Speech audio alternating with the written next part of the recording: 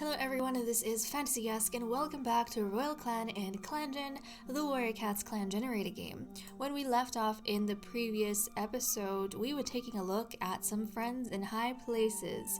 I do not think I've been giving too much attention to the friendships that the cats have been developing outside of the romances. And I suddenly got curious, so we dived into relationships to have a look and discovered that pretty much all of the cats consider Icicle Speck, who is currently in the clearing, as their friend.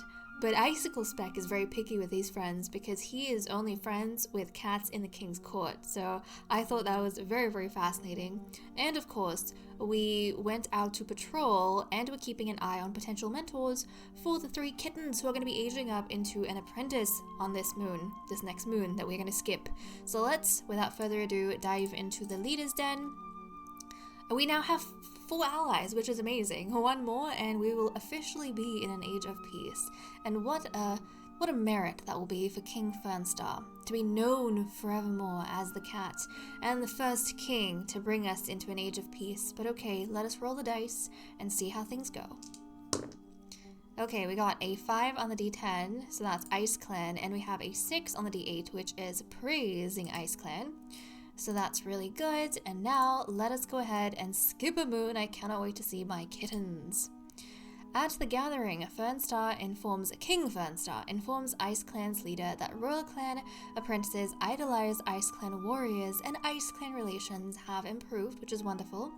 Scorchmoss will always feel her grief, but time has softened it at least a little, which means that Scorchmoss, guys, can finally do her matchmaking, thank goodness, because Smokewater and Flare Freckle really need it. Buttercup Finn's running nose is gone. Buttercup Finn will always love King Canary Star, but has decided to move on, or I should say the late King Canary Star, but has decided to move on. Now, she's never really considered anyone else, so I wonder if she will, now that she is single again. Buttercup Finn received a present, Juniper, from Flare Freckle and decided to keep it with her on her pelt. Oh, I love it when they get adornments and stuff, and this is so cute that her daughter, who she's actually very close to, even though her daughter's not a favorite child is the youngest son, Bearpelt, but still, I love that she has such a good relationship with her daughter, and the fact that Flare Freckle is now giving her some Juniper to adorn herself, when Flare Freckle herself has like raspberries that she, I think, got for her own self. So yeah, she gifted. This was a gift that Flare Freckle found when she became an apprentice. And this is very sweet that she's not giving her mother a gift. Love it. Firepaw wishes that she could be happier about being made an apprentice as she touches noses with King Fernstar himself. You know, I love that all the kings up until this point have always taken an apprentice. Always. I love that. But all she can think about is how much she wishes that her father Watergale was still there to chant her name with the rest of the clan. Oh, Firepaw, you miss your father, don't you? But it's okay, hopefully the king will guide you well. As Shadepaw touches noses with Flailstorm, he hopes that he'll be a cool mentor that won't assign boring tasks, anything but gathering moss or tick duty. So it seems as though that when he went out on patrols, Fernstar decided that out of everyone, he was best suited to teach Firepaw. But Flailstorm, who was on the patrol with him, stood out as a good mentor for Shadepaw. And finally, Palepaw has reached the age of 6 moons and has been made an apprentice, with Shining Stripe as his mentor. And I guess Shining Stripe stood out in that patrol as well, which is interesting. But I want to take a look at these youngsters. I want to see how they look like. Oh, they're so cute! They're adorable! Okay, let's take a look. And we need to see, we need to try and understand why these pairings were made. So Firepaw over here is ambitious and confident with words. I love this for her, because she used to be very self-conscious when she was younger, but she has now become ambitious because of this skill that she has with words and she's had from a young age. So I love that. She has been taken under the apprenticeship of the mentorship of the king himself, Fernstar, who is very faithful. So I can see, with him being incredibly clever and a good claimer, how he would be able to really hone that ambition that Firepaw has. I mean, she is she's gonna be apprenticed to the king's court. She's having a very political training as opposed to her siblings. So that's actually really, really cool. Good on you, Firepaw. Shadepaw, meanwhile, is bloodthirsty. Shadepaw. Do you guys remember what Shadepaw was when he was younger? Because unfortunately, this is really sad. I don't remember. I know his brother was a daydreamer, but I can't for the life of me remember what Shadepaw was, aside from being a lover of stories and a careful listener. But he's now bloodthirsty. Oh my goodness. And Flailstorm, I remember, is a childish cat.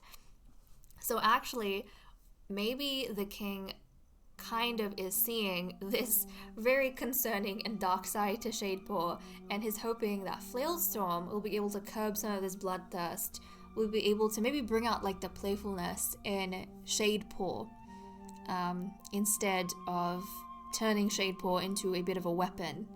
And maybe Flailstorm is the ideal cat to give this responsibility to. So we'll have to see for sure how that turns out, because I feel like he would pay attention. Like, Flailstorm is the type to pass on lessons by making things fun, and stories are fun. Shadepaw is totally going to listen to stories, and he's a careful listener, so he would pay attention, I feel like, to what his mentor says. And then we have my favorite, Palepaw, who has actually, from being a daydreamer, has become a playful, which is very interesting. And he's with Shining Stripe, who is righteous.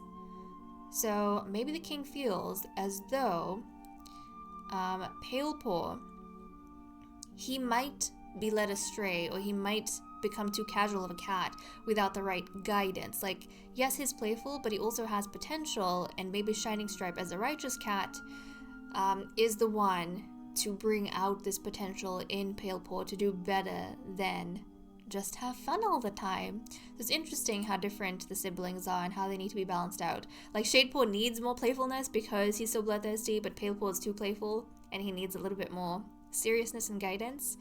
So that's kind of interesting, but I'm really curious to see who has the advantage and the disadvantage here. So I kind of want to check experience really quickly to see how that's going.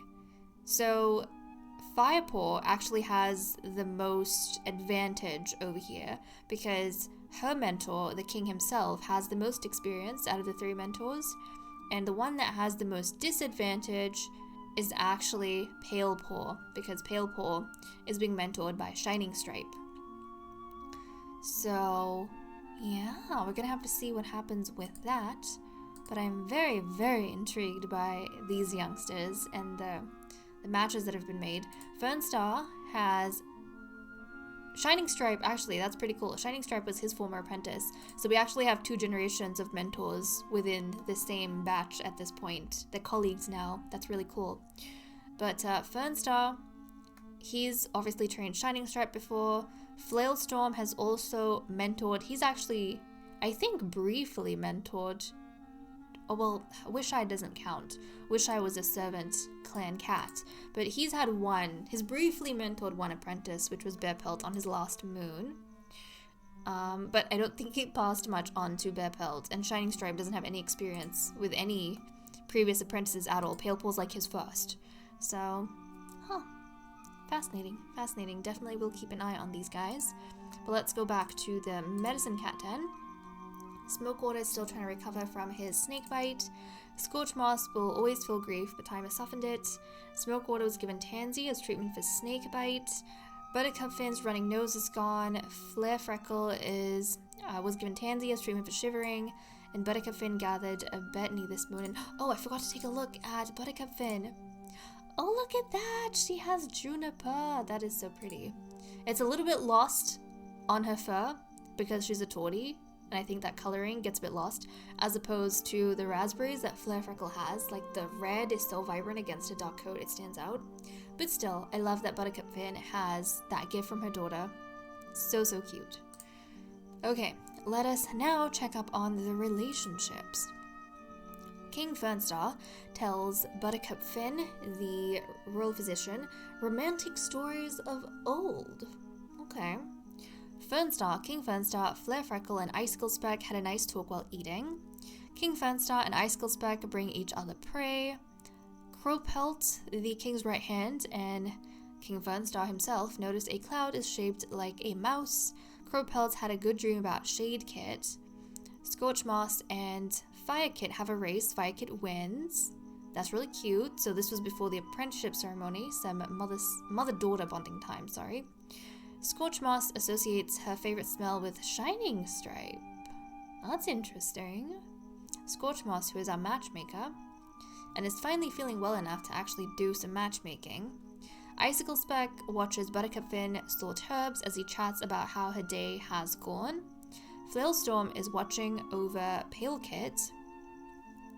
Let's see, Flailstorm watches warns Shadekit about something on the ground so Shadekit doesn't trip.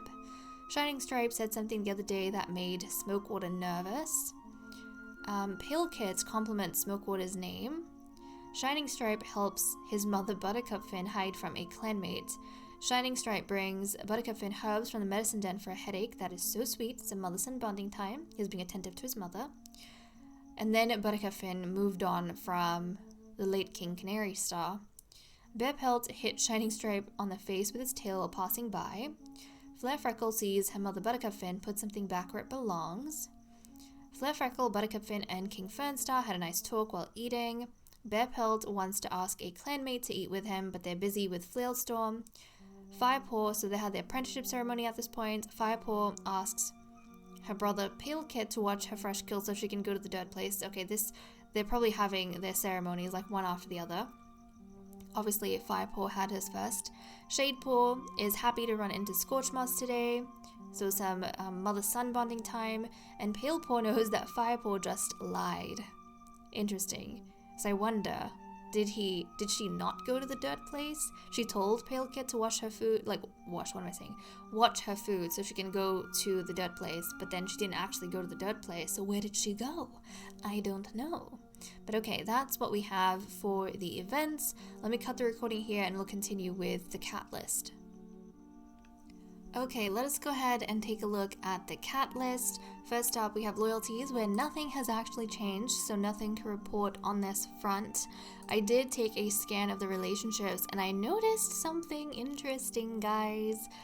So, funnily enough, we were kind of talking about how now that Buttercup Finn has officially gotten over King Canary Star, whether or not she's gonna look at anyone else, maybe pursue something new, or if anyone was going to pursue her.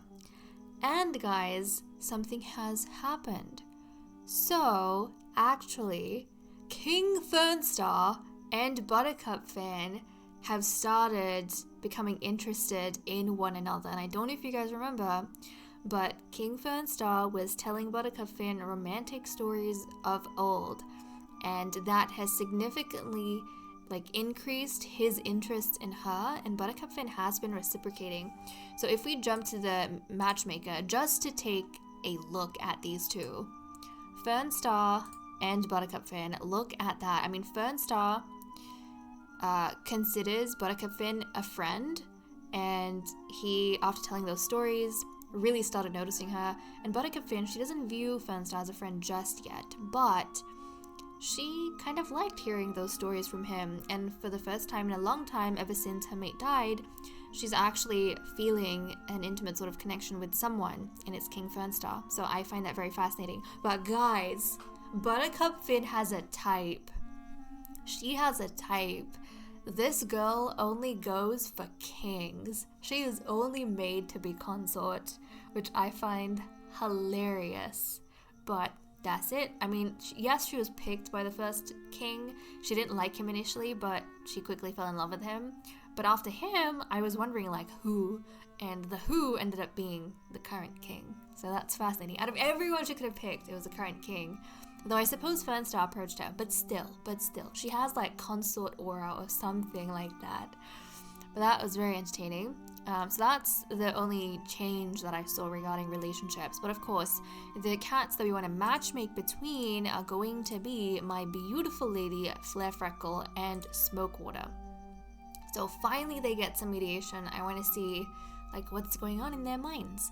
So Scorchmoss, let's use our wisdom. Oh, guys, Scorchmoss used to be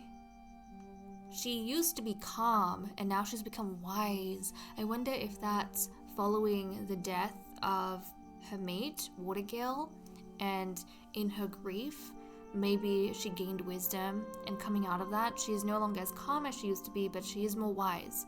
Maybe a bit more emotionally reactive, but wise. Okay, let's use our wisdom, Scorchmoss, the matchmaker, and try and encourage a little bit of communication between these two cats.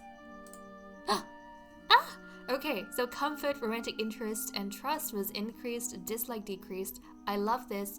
So I'm sure Scorchmoss encouraged Flarefreckle to check up on Smokewater, see how he was doing from the snake bite, be a little bit more attentive, like teaching her how, because Flarefreckle is very young. And she did all of that, and Smokewater, who he did say has been wanting some attention because of his snake bite, and is kind of making his snake bite out to be like more serious than it is. I'm sure he's like eating this up. He is really, really appreciating the attention from Flarefreckle. And I'm so happy for him. I really hope they become friends. If they fall in love, that would be even more amazing, because Smokewater is like way too lonely, and this makes me sad. But okay, this was very successful. I'm very, very happy. Now let's go ahead and see what everyone is doing for the day. Fernstar is craving the taste of rabbit. Crowpelt is recalling an old story that might inspire the clan in tough times. Buttercup Finn saw a two-leg petting a Lona. Scorchmoss feels pride for her work. I'm so proud of you! You should feel pride. You helped out two cats who are kind of struggling for many, many moons. So yes, feel proud of yourself. You're doing great. Flailstorm, and that was her first day probably as a matchmaker. Flailstorm crashes through the bushes and ruins a clanmate's hunt. Icicle Speck is drinking water from a nearby stream. Bearpelt took a nap in the clearing and woke up under a blanket of snow. Flarefreckle is having a nice conversation with the cats guarding camp. Shining Stripe thought he saw a cat, but turns out it's a two-leg object that just looks like one. Firepaw daydreams about being a warrior in the Lion Clan. Shadepaw starts a fight with another apprentice? Who? Your siblings? Who, Shadepaw?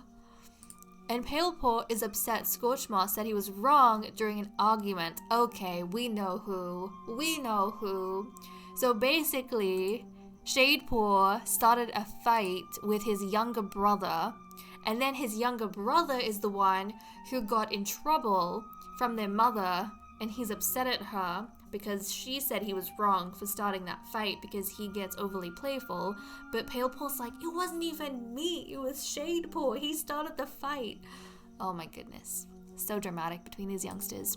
Smokewater is sharing wisdom with the younger cats that is less than helpful.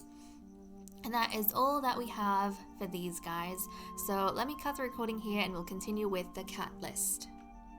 Did I say the cat list? What a goose. I meant the patrols. Jeez. Oh my goodness. Also, we have so many more cats than I'm used to usually sending out. Currently we have 40 prey. We only need 31, which means we don't have to worry about any sort of hunting. Let's send out our royal physician first to the forest outside the grotto and see how she does. Buttercup Finn pads along, a mouth open slightly as she scents for any traces of herbs. Oh, she can smell some raspberries nearby, but it seems that they're just over the border. I feel like raspberries. Actually, no, juniper. Since she has juniper on her fur, I imagine juniper is going to be her favorite thing to collect. Buttercup Finn starts to step over the border, but a hiss stops her in her tracks. A down clan patrol is padding her way. Though the patrol seems to calm down as they recognize Buttercup Finn, they look gravely at the medicine cat and explain that they can't spare any herbs. Their medicine cat sent them to collect the last of the berries. Buttercup Finn nods and thanks them anyway. Relations with Down Clan have worsened. That's okay. So it seems as though we're going to have a patrol of 6 and a patrol of 4. So I'm very excited to see how the mentors are going to decide to arrange their apprentices the first time around. And okay, it seems as though Fernstar is sticking very close to his apprentice Firepaw, but some of the others are not. Flailstorm wants his apprentice to get experience from the other cats, and so does Shining Stripe. So these two have taken a very different approach. They want their apprentices to get experience from other cats in the clan, whereas the king has decided no, he wants to take his apprentice on her first patrol, together with him. So let's see what they get up to. And then of course over here we have Bearpelt and Flarefreckle as well. The patrol stumbles across a large dog wandering in the middle of the clan's territory. Okay, this is dangerous because the very first time we actually had a death with Goldusk, if you guys remember, our very wise warrior who hauled in like a ton of food with his very smart plan during hunting. Yeah, he went out on a patrol with the clan. It was a patrol of 6. They came across one big dog, and the dog just got a lucky hit on him, and then he died. So this is actually very dangerous. The patrol tries to keep watch on the dog from a distance, but it spots the cats and they have to scatter. It's not as bad as it could have been though. Firepaw manages to keep track of the dog's position, and it doesn't come any further into Royal Clan territory. So this was a really good lesson for Firepaw, and also she managed to stand out by helping keep an eye on the dogs. I'm very proud of her. And I think her mentor King Fernstar would be as well. And then we have Palepaw, Shadepaw, who are going out with Icicle Speck and Crowpelt. So let's see what they get up to. The patrol hears desperate screams coming from a nearby lake. Proceed. The patrol races towards the sound. They are puzzled when they see a lone two-leg, but grim realization soon dawns on them after they hear more screams coming from a bag the two-leg is holding. Jumping into action, the Royal Clan cat startled the two-leg into letting go of the bag, while the rest of the patrol claws the ankles of the now furious two-leg. Crowpelt and Palepaw quickly and quietly get the old shivering cat out of sight, promising him safety and welcome in Royal Clan for as long as he'd like. Polyatomic joined the clan. Your clan's reputation towards outsiders has improved. Okay, we need to take a look at this cat. So he is a new member that is going to be joining Servant Clan.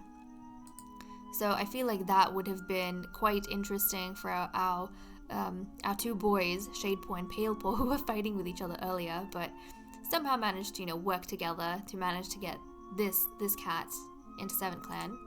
He looks very, very interesting. Oh my goodness, this is a pretty cat. This is a pretty cat. Heather blue eyes, rosette pelt, cunning, good speaker. His name needs to change. Mantis is a cool name.